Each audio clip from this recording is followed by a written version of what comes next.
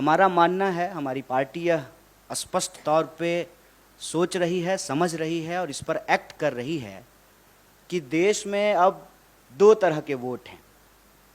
एक वोट जो देश को बेचने की कार्रवाई को आगे बढ़ा रहा है और दूसरा वोट जो देश को बचाने की कार्रवाई को आगे लेकर के जाना चाहता है।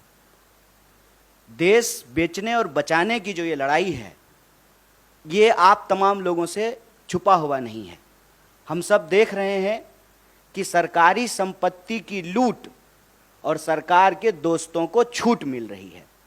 और देश के जो नौजवान हैं, मैं युवा हूं और राजनीति में हूं, तो यह मेरा धर्म भी है और कर्तव्य भी है कि हम नौजवानों के सवाल को प्राथमिकता से उठाएं। और नौजवानों का मुद्दा ये है, खास करके अगर आप बिहार की बात करेंगे तो देश के 5 सबसे ज़्यादा बेरोजगारी दर वाले राज्यों में बिहार भी शामिल है। बिहार की जो यह बदतर स्थिति है, उसको बेहतर स्थिति में हम कैसे बदलें, यह हमारा उद्देश्य है। और इस उद्देश्य को लेकर के देश के भीतर कहीं भी कोई भी अगर एकता बनाने का प्रयास होता है तो कांग्रेस पार्टी, चाहे दलीय तौर पे उसको कोई नुकसान हो, उस नुकसान को बर्दाश्त करते हुए भी दल से ऊपर देश को रखते हुए उस सरकार को हम गठित करने में, उसको बनाने में और उसको बचाने में अपनी भूमिका निभा रहे हैं। लोग गुणागणित करते हैं, कितना मंत्री मिला, कितने एमएलए हैं, कौन जो है उप मुख्यमंत्री है। ये सारा गुणागणित तब होगा ना जब देश के भीतर सरकार गठन की प्रक्रिया पारदर्शी तरीके से चलती रहेगी। आप सब देख रहे हैं कि क्या हो रहा है कि विधायक जो हैं वो होटल खेल रहे हैं। जैसे कोना कोना खेलते हैं ना बच्चा लोग, वैसे होटल खेल रहे हैं, रिजॉर्ट चल रहा है। और आपने देखा कि बिहार में कोई रिजॉर्ट नहीं हुआ, बिल्कुल स्मूथ ट्रांजिशन हुआ है। और यही बिहार की खास बात है। और जैसा कि हमारे अध्यक्ष ने आपको याद दिलाया, सिर्फ इस दौर की बात नहीं है, आप किसी दौर की बात कर लीजिए। जब कहा जाता था कि नंद वंश के खिलाफ कोई बोल नहीं सकता है, तो एक असली चाणक्य, ये वाले नहीं, बेटा को सेक्रेटरी बना देना जो है, ये चाणक्यपन नहीं है, ये ओछापन है, ये दोहरापन है। जो असली चाणक्य थे वो चंद्रगुप्त मौर्य को जो है वो सम्राट बना दिए। और हर दौर में आप देखते जाइए, अगर आप स्वतंत्रता आंदोलन की बात कर रहे हैं, हम लोग 75वीं वर्षगांठ मनाए हैं, तो 1857 की क्रांति में वीर कुंवर सिंह जैसे लोग बिहार में पैदा हुए कि अपना हाथ काट करके नदी में प्रवाहित कर दिए। आप 1942 के भारत छोड़ो आंदोलन को देखिएगा, तो मैं जिस इलाके से आता हूं उसको बिहार का बारदोली कहा जाता है। आप उसके बाद देखेंगे तो एक इकलौता आदमी एक छेनी हथौड़ी लेकर के पहाड़ काट करके रास्ता बना दिया। तो ये जो बीजेपी की लूट का पहाड़ है, उसके दोस्तों के छूट का जो कारोबार है, ये जो बेकार की बात है, उससे एक रास्ता बनाने के लिए रोजगार की बात करना जरूरी है।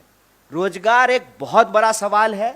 और आप जब बोलेंगे या सुनेंगे तो महंगाई और भाजपाई आपको सुनने में एक जैसा लगेगा। महंगाई, दंगाई, ये सब जो है भाजपाई शब्द से मिलते जुलते शब्द हैं।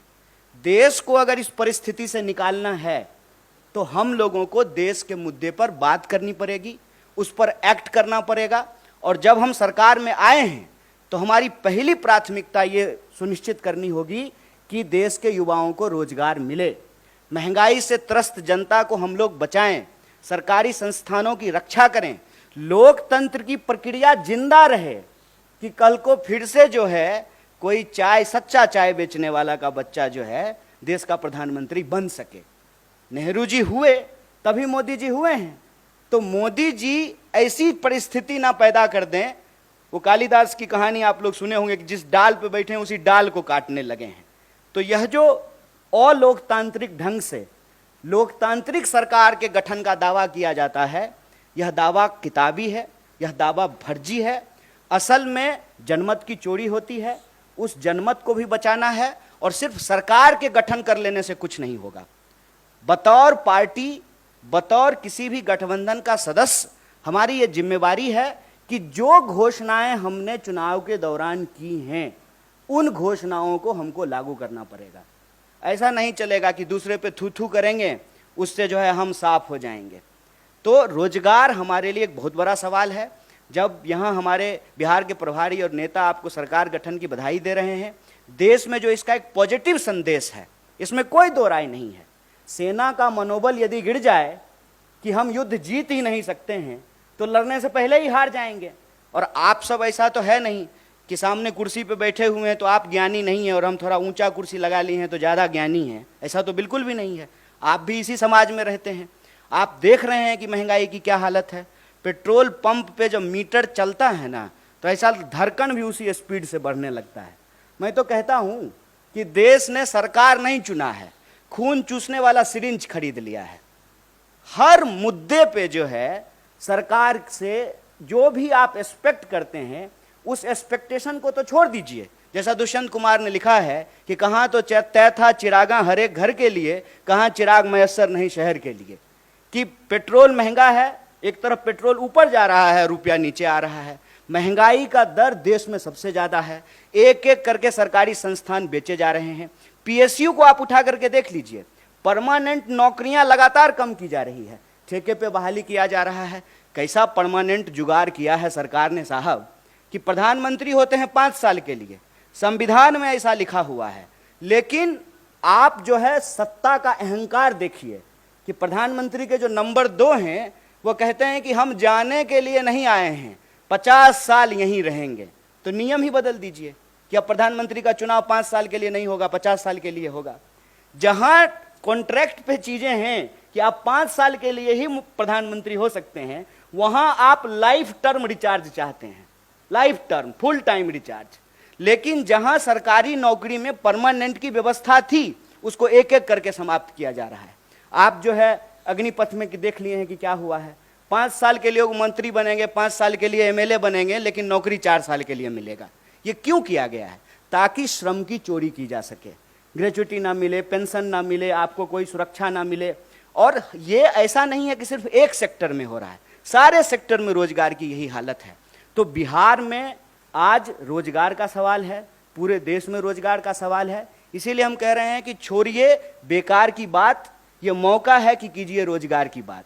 और ये मौका तब और पैदा हो जाता है जब भाजपा विपक्ष में बैठ जाती है।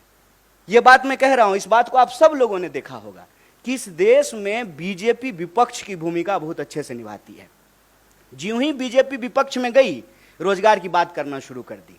इसीलिए मैं आप लोगों के माध्यम से देश को अपील करना चाहता हूं कि आप चाहते हैं कि इस देश में रोजी रोटी, कपड़ा, मकान, शिक्षा, स्वास्थ्य, सड़क, बिजली, पानी, ये राजनीति का मुद्दा रहे तो भाजपा को विपक्ष में बिठाइए।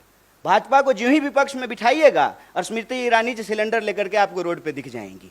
भाजपा को अब ज्यों ही विपक्ष में बिठाए बिहार में, तुरंत वहां पे रोजगार की बात होनी शुरू हो गई। 10 लाख, 20 लाख, जब 10 लाख और 20 लाख का बात होगा तो 2 करोड़ रोजगार का भी बात होगा ना। तब देश का बहस जो है वो हिंदू मुसलमान से निकल करके काम पे आ जाएगा। जब काम पे बात होने लगेगी, अपने आप हिंदू मुसलमान पे बात नहीं होगी। तो जो देश के मुद्दे हैं उन मुद्दों पर देश में बात हो। और जो एक अंधेरे का वातावरण बनता जा रहा था ना कि भाजपा तो अजय है, इसको हराया नहीं जा सकता है, ए साहब ये बिहार है, संभल के रहिएगा। यहाँ पे लोग जो है ना उड़ती हुई चिड़िया का पर जो है गिन लेते हैं। अपना आप सूटकेस लेके घूमते रह जाइएगा। हम अपना श्रम बेचते हैं, पूरे देश में जाकर के मजदूरी करते हैं, श्रम बेचते हैं, ईमान नहीं बेचते हैं, इस बात को याद रखिएगा। और जब भी देश में अंधेरा बढ़ता है तो आशा की किरण बिहार से आती है। और मैं उम्मीद करता हूं कि देश में एक मजबूत विपक्ष का संदेशा बिहार ने दिया है। देश के युवाओं से अपील है कि आपका मुद्दा रोजगार है, देश के आम लोगों से अपील है कि आपका मुद्दा महंगाई है। इन मुद्दों पर राजनीतिक विमर्श हो और उस विमर्श को बतौर देश की सबसे बड़ी विपक्षी पार्टी होने के नाते इसको हम जिम्मेवारी से निभाएंगे। और देश के जो सवाल हैं, जो सकारात्मक मुद्दा है, जो पॉजिटिव पॉलिटिक्स है, उसको हम ले जाने